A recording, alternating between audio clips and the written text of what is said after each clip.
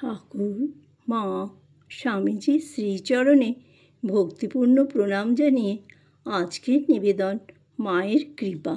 স্বামী অপূর্বানন্দ। আমি উঠেছিলাম এক ভক্তের বাড়িতে। পরদিন ভোরবেলা গঙ্গা স্নান করে ভক্তটির ঠাকুর ঘরে একটু বসেছি ধ্যান করব বলে।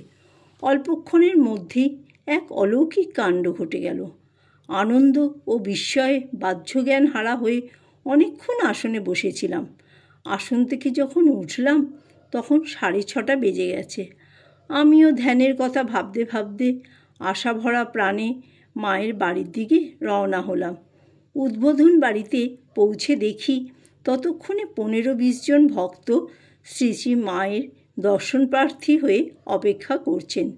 জানা গেল যে মায়ের দর্শন হবে। আনন্দে অধীর হয়ে গেলাম। 7:30টার পরে একজন মহারাজ একটি বড় রেকাবিতে শালপাতায় সাজানো প্রসাদ নিয়ে এসে সকলের হাতে হাতে দিয়ে বললেন, মা প্রসাদ পাঠিয়েছেন, প্রসাদ খেয়ে অপেক্ষা করুন। মায়ের দর্শনের জন্য ডাকা হলে সকলে দর্শন করতে যাবেন। তিনি আরও বললেন যে মা নিজের হাতে প্রসাদ সাজিয়ে ভক্তদের জন্য পাঠিয়েছেন।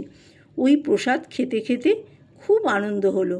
মা প্রসন্না হয়ে নিজের হাতে প্রসাদ পাঠিয়েছেন, এর চাইতে বড় প্রাপ্তি আর কি হতে পারে। ওই প্রসাদে ছিল শ্রী মায়ের স্পর্শ, তার স্নেহ ও মমতা। ভক্তরা বলাবলি করছিলেন সামনের একটা সিঁড়ি দিয়ে উঠে যেতে হবে, মাকে দর্শন করে অন্য দিক দিয়ে নেমে আসতে হবে। মা পুরুষ ভক্তদের সঙ্গে কথা বলেন না ইত্যাদি। আমি এসব জানতাম না। মা পুরুষ ভক্তদের সঙ্গে কথা বলেন না শুনে মন খারাপ হয়ে গেল। আমি তো মা বলে ডাকবো, তিনি কি সাড়া দেবেন না? একটা কথাও বলবেন না? মন এই চিন্তায় যেন শতধা বিখণ্ডিত হচ্ছিল। এমন সময় দেখলাম ভক্তদের মধ্যে সাড়া পড়ে গিয়েছে। উপরে উঠবার সিঁড়ি দিয়ে চলেছেন সবাই সারিবদ্ধ হয়ে। সিঁড়ি পর্যন্ত সকলে লাইন দিয়ে দাঁড়িয়ে গেলেন। আমার মনে হলো আমি সকলের পেছনে থাকব। সকলের শেষে আমি প্রণাম করব। বালক বুদ্ধি, শেষটায় আবার ভয় হলো, মা যদি ততক্ষণে চলে যান, যদি প্রণাম করতে না পাই।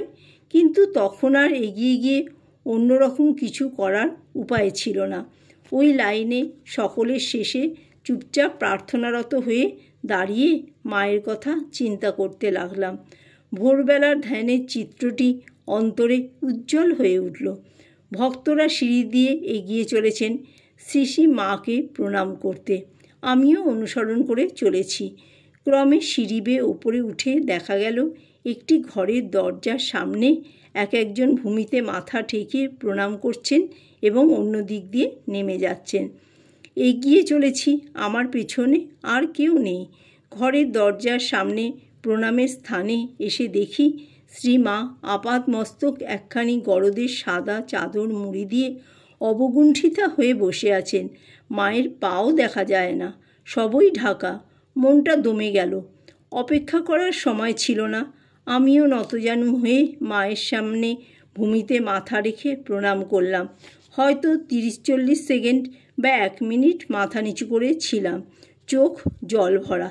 মাথা তুলেই দেখি মা চাদরটি সরিয়ে দিয়েছেন, মুখে অবগুণ্ঠন নেই, সস্নেহে তাকিয়ে আছেন আমার দিকে।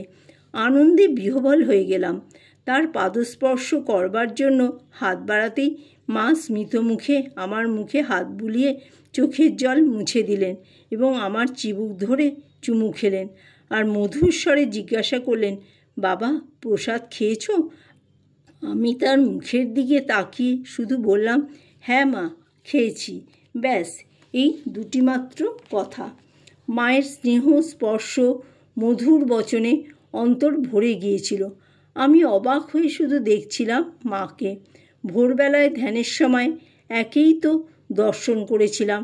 সেই সরু লাল পেরে কাপড়খানি পরা মাতৃমূর্তি আমাকে কোলে নিয়ে বুকে জড়িয়ে ধরে সর্বাঙ্গে চুম্বন ও স্পর্শ দিয়ে হাত বুলিয়ে কতভাবে আদর করেছিলেন। সবই স্বপ্নবৎ মনে হচ্ছিল। ইচ্ছা হলো মাকে জিজ্ঞাসা করি, কিন্তু তা করিনি। মাকে আর একবার প্রণাম করে বিদায় নিলাম। একটু এগিয়ে গিয়ে ফিরে চেয়ে দেখি মা তখনও বসে আছেন আমার দিকে সস্নেহে তাকিয়ে। তিনি দৃষ্টির ভেতর দিয়ে আমার অনুসরণ করছেন। এত বছর পরে এখন ঠিক জেনেছি, বুঝেছি, আমি যত দূরেই যাই না কেন তার দৃষ্টিরেখার বাইরে যেতে পারি না কিছুতেই। নেমে এসে প্রথমেই মনে হলো আমার এই সৌভাগ্যের সমাচারটি ছুটে গিয়ে আগে পূজনীয় হরি মহারাজকে দেব। তখন বেলা 8:30। তার সঙ্গে দেখা হবে কি না সে এক কথা। তাছাড়া সঙ্গে সঙ্গে এও মনে হলো মঠ থেকে 3 দিন এসেছি, একদিনের জন্য এসেছিলাম। দর্শনাদি সেরে সেই দিনই মঠে ফিরে যাবার কথা ছিল। বিশেষ করে অনিশ্চয়তার জন্য কোনো খবরও মঠে পাঠাতে পারিনি, তাই তখনই মঠে ফিরে যাওয়া স্থির করলাম। পূজনীয় হরি মহারাজের সঙ্গে স্থূল শরীরে আর দেখা হয়নি, তার আশীর্বাদেই আমি শ্রীমায়ের দর্শন পেয়েছিলাম। তিনি পুণ্য স্পর্শ দিয়ে আমার দেহ মন পবিত্র করে দিয়েছিলেন। প্রার্থনার দ্বারা মাতৃদর্শনের সব বাধা করেছিলেন অপসারিত এবং শক্তিপূর্ণ প্রেরণায় অগ্রগতির পথে করেছিলেন চালিত।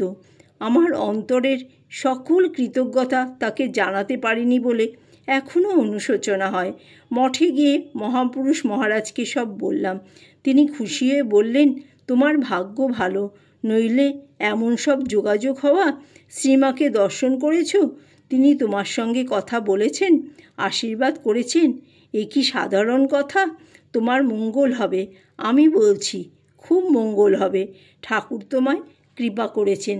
সেবার 8-10 দিন বেলুড় মঠে বাস করে নিজেকে মঠে রেখে শুধু দেহটি নিয়ে বাড়ি ফিরে এলাম। জয় ঠাকুর, জয় মা, জয় স্বামীজি।